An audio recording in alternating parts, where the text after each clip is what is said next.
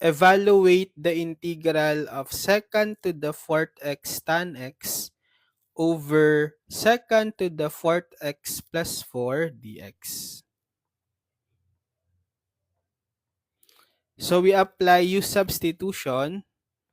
Let's try let u be equal to the denominator, secant to the fourth x plus 4. Getting its derivative, derivative of u du, derivative of secant to the fourth x plus 4. So for the derivative of secant to the fourth x, applying power rule, bring down the exponent 4, and then copy the base secant x, then subtract 1 from the exponent. So we'll have 4 secant raised to 4 minus 1x, or secant cube x. Then by chain rule, we still need to multiply by the derivative of secant x, which is secant x tan x. Then plus the derivative of 0, the derivative of constant for 0, so no need to write.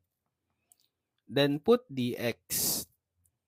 So we have du is equal to 4 secant cube x times secant x tan x, or 4 secant cube times secant x, that's secant to the fourth x tan x dx, which is the given term on the numerator, secant to the fourth x tan x dx. But we just have an extra coefficient of 4, which we don't need. So let's eliminate by dividing both sides by 4. So therefore, we have 1/4 du is equal to, canceling out the 4, equal to secant to the fourth x tan x dx. Let's substitute. So we'll have integral of secant to the fourth x tan x dx. That's equal to 1/4 du. Then all over secant to the fourth x plus 4. That's equal to u.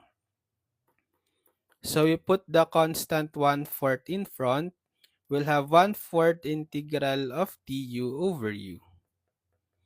And 1/4 integral of du over u is ln u plus c.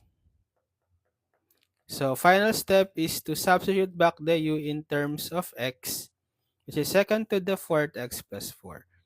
So the final answer will be 1/4 ln u, which is secant to the fourth x plus 4 plus c.